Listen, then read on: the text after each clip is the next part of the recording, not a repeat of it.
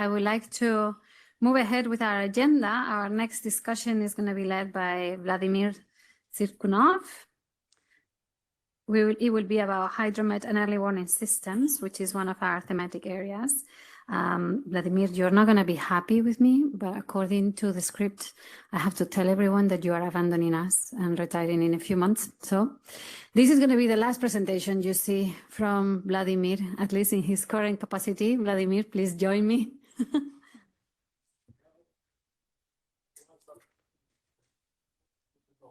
So awful.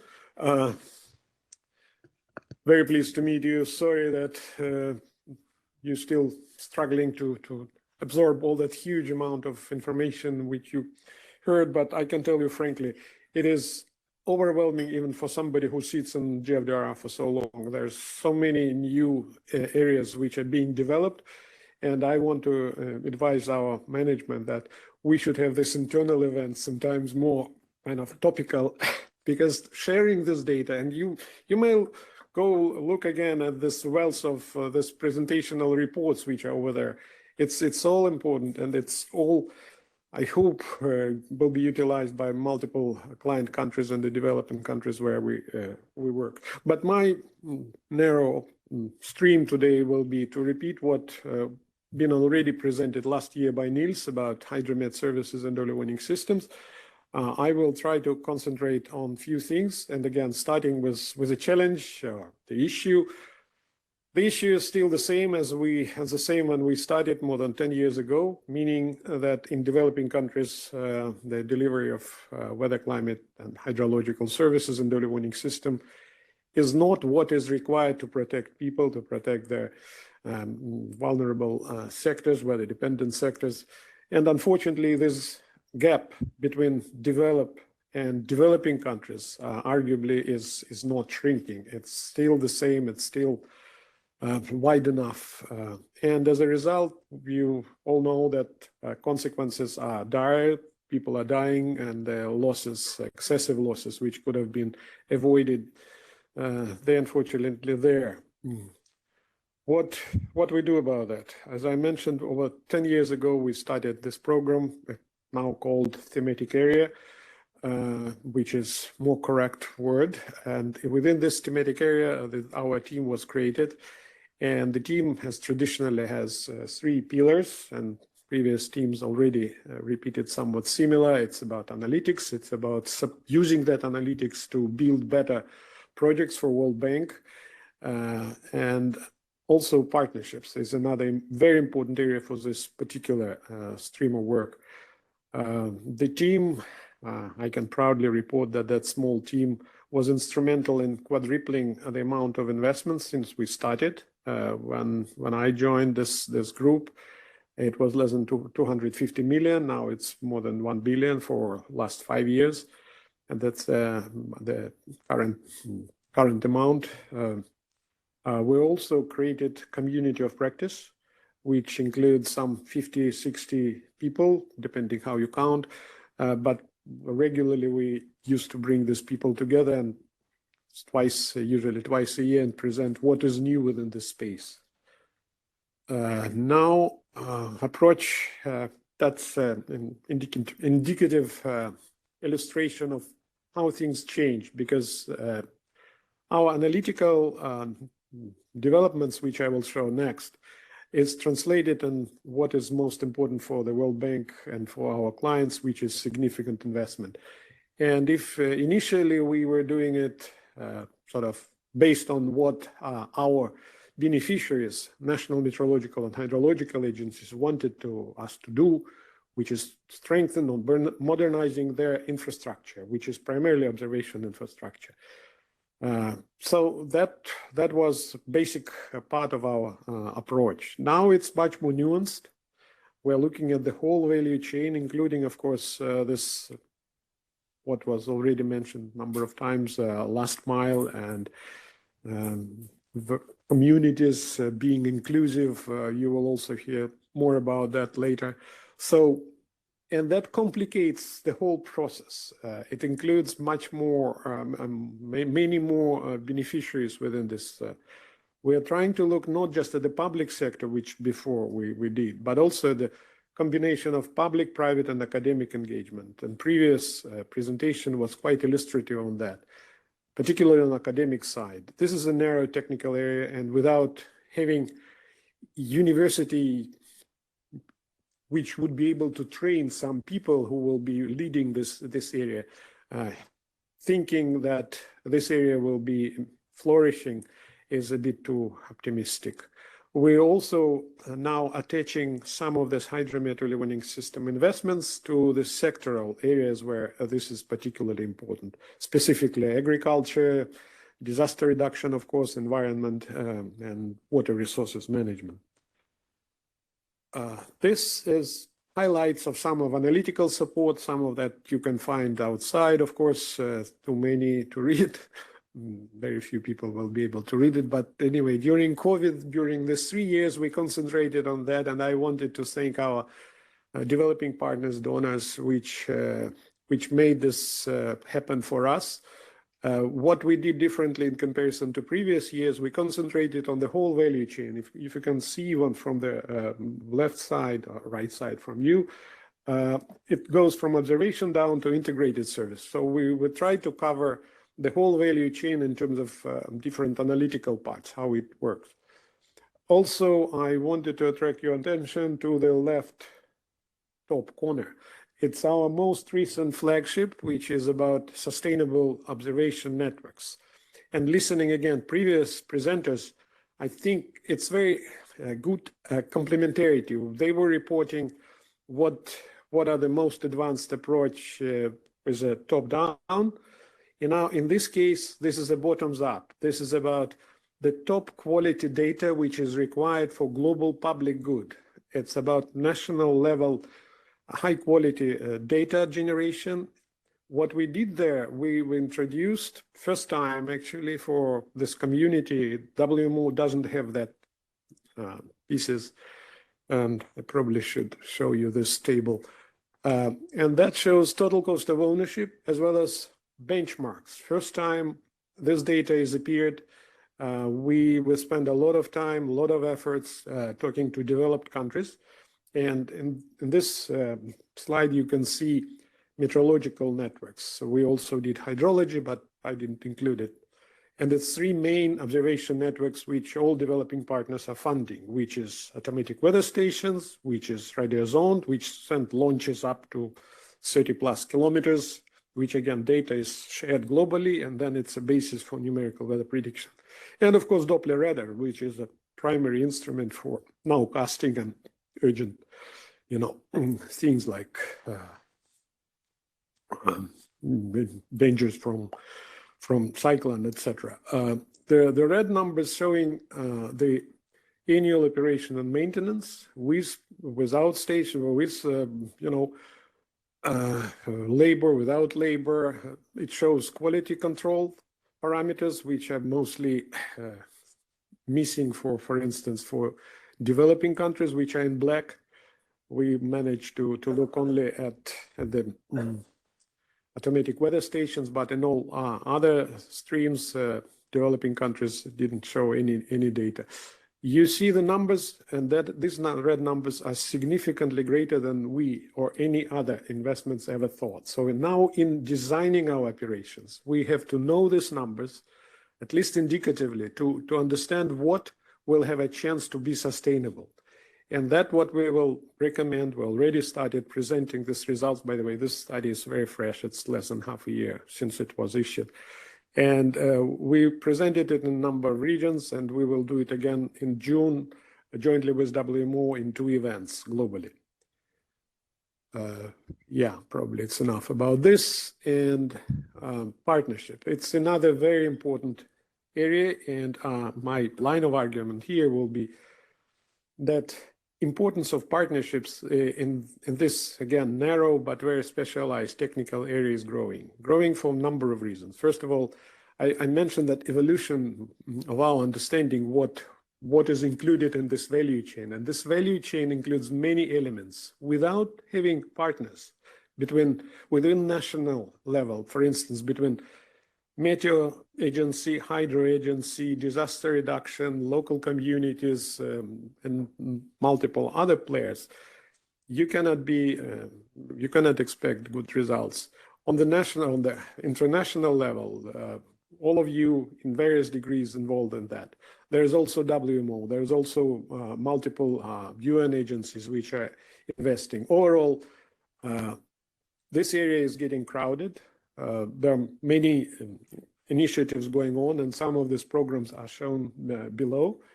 We're also listing some of our well-established partners, which we will discuss, I guess, in the next 5, 10, 15 minutes. And probably I should stop here. And in terms of time, I think we will be able to invite, okay, Christina, I will be working for you. Thanks, Vladimir. So if you want to go ahead, you'll be moderating the panel. I would like to bring Cécile back again to the stage. She's the lead senior hydrometeorological hazard advisor and disaster risk reduction at USAID Bureau of Humanitarian Affairs. And I would like to also bring John Hardy, the head of the Climate Risk and Early Warning System Cruise Secretariat, which we talk a bit from them as well, from the WMO. So thank you all. Vladimir, the floor is yours. Okay, thank you, Christina. Well, I guess we are having a small panel, but nevertheless, we should introduce our panelists, even though most of people know you well enough. But let me start with, of course, Cécile. Cécile Tokar is currently the lead senior hydrometeorological hazard and disaster risk reduction advisor at the USAID and Bureau of Humanitarian Assistance. She provides technical advice to the agency on response to preparedness for and reducing risk of climate, weather, and water-induced disasters. She also oversees agency's programs on multi-hazard early warning systems, climate adaptation, and disaster risk reduction. Prior to joining USAID, Cécile has worked as hydrometeorological advisor at the U.S. National Weather Service, and she has PhD in hydrology and other relevant areas. If I may present John Harding. John is the head of the Climate Risk and Early Warning System Secretariat, CRUISE, which is known for many as CRUISE, at the World Meteorological Organizations. He has been working for 25 years developing and managing projects and programs in developing countries on resilience, climate change, and the risk of disasters. He has held positions at the United Nations in Geneva, New York, Haiti, Albania, Pakistan, and with the World Bank in Washington, D.C. So after that brief introduction, what we agreed with panelists, they will have few minutes briefly presenting what line of work they will do close to what I just presented. It will be each of them will do that. And after that, we will discuss how to strengthen partnership, what in their view we can do better, what, again, looking at this particular area of our business. Cécile, floor is yours. Thank you. Thank you. Good afternoon again. I know we are standing between you and the beautiful weather outside and your dinner, so I'm trying to be quick. I don't know if this is going to work. Maybe slides. Oh, here we are. That's great magic. What we do in USAID when we implement Hydromet early warning systems, I'm showing you a picture. I think what we call it end-to-end early warning system. And as Vladimir said, the last mile actually is the first mile because that's why we implement early warning systems to save lives, reduce property losses and losses on livelihood. So every component in this end-to-end system is important, as well as the linkages between the components. So you see observation, data collection, data control, processing, transmission, modeling, forecasting, dissemination, communication, and action. In all those little components, what we do, we look at the whole system. first assess where the needs and gaps are and start from there to trying to ensure the whole system operate as a system. I can give a few examples. For example, in observation, we are working with National Oceanic and Atmospheric Administration using 3D printers to print automated weather and water stations, because as Vladimir mentioned, sustainability of a Hydromet network is extremely critical and extremely challenging in many parts of the world. With the 3D printed automated weather stations, the countries can actually produce their own weather stations, but the beauty of it, they can also maintain is compared to the other, the commercial counterpart is very, very affordable. In the modeling part, we work with a variety of entities with WMO, GFDRR, cruise partnership, as well as, of course, National Meteorological and Hydrological Services to develop forecasting models for them to monitor and issue warnings of flash floods, which are most deadly weather hazards because they can occur less than six hours of a time. What we are trying to do, let me see, we're trying to, oh, I'm sorry, let's go back this way. Okay, those are all some of our examples, but what lasts maybe decades or maybe 5 years, what we're trying to shift from what the weather will be, like 50 millimeters of rainfall, to what the weather is gonna do, like closing of the roads or closing of, you know, the schools and whatnot. So we are shifting that towards the impact-based forecasting and predicting of impact, because the communication aspects are extremely important to take action. I'm showing an El Salvador example here. First, you identify hazards, then you identify impacts, and based on that, you identify risk and try to communicate this with both stakeholders as well as the public. In doing all those things, it's very important that we pay specific attention to vulnerable groups. Impact-based forecasting, that's especially important because certain incidences, we need to take different actions. Implementing what we call Weather Ready Nations program, we work with disaster management agencies. They identify, for example, opening shelters earlier when hurricane hits, because of women and disabilities needs more time to bring, you know, a woman being the, you know, the provider of care to elderly children and others need more time to evacuate, for example. So as we move forward with early warning for all, we need to make sure early warning for all is fully inclusive, bringing addressing the needs of women, people with disabilities, other marginalized groups. At the heart of all our programs is, capacity building. This is extremely important. As Vladimir mentioned, we have to look at building capacity at all levels. Capacity building or strengthening doesn't end with two weeks workshop on hydrometeorology. We do combination of online in-person trainings. We do very much phase trainings. In some programs, we do 6 steps certification of Hydromet forecasters to make sure they can use the system operationally.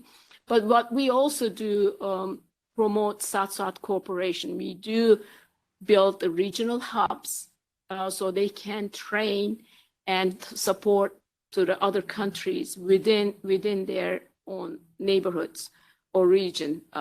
So that's what we do, and that's partnership with GFDRR, cruise, WMO, and most importantly, of course, National Meteorological and Hydrological Services. I'm going to stop.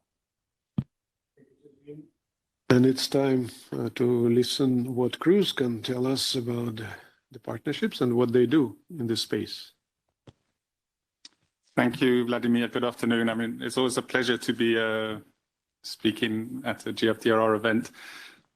As you all have understood, I work in this financing mechanism, which is a relatively new mechanism. But when a group of countries came together and said they wanted to focus on in this area of work and build up a stronger commitment, it was actually GFDRR who was instrumental in setting this up and led a lot of those discussions, and in particular with regard to this financial intermediary fund that was set up at the World Bank as the trustee, and GFDRR is also our main operational partner. It means that GFDRR is leading the work in several countries, and what GFDRR has done very well is to align our portfolio of country projects with larger World Bank operations in countries, and and I think that's very much at the heart of our business model. I'm not going to use my slides. I'm just going to mention 3 points which are sort of at the front line of our current country operations, or what keeps us up at night really when we talk about financing early warning, and keeps us up in a good term. The first of all is this notion that has been referred to already by my colleagues of putting the exposed populations at the center of these systems that we set up in countries. And we used to refer to these communities as sort of end users, and often would engage them in sort of as an afterthought into our programming.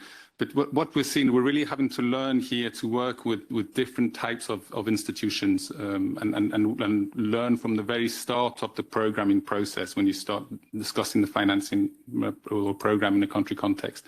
And these can be humanitarian actors, it can be non-governmental organizations that represent people with disability. But no, these are the kinds of institutions that we're having to bring into the programming at the very early stages. The second area, which is challenging for us, is this notion of sustainability of the kind of services that Vladimir referred to that we're building up with countries.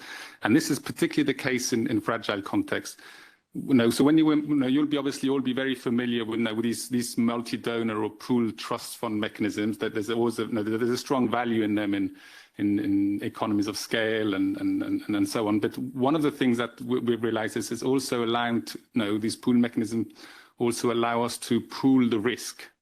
And so it allows us to work in countries where we wouldn't necessarily be looking at developing development longer term institutional capacity, would be looking often after more humanitarian type of financing. But we find ourselves with a portfolio of quite a lot of countries, fragile states or countries with conflict.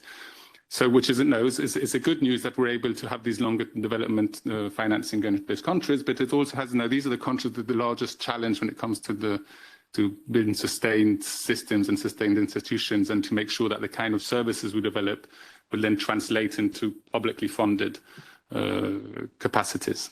And so that we're really, again, we're having to learn on how to engage on a longer term, often beyond the sort of project cycle timelines, and we go back to our boards, our board members. Some of them are in the room here, and we will ask for additional financing over a longer time frame, simply because if in some of these countries, if we have to inform them, if we finalize our project as planned, the chances are that the services we develop would probably stop as well.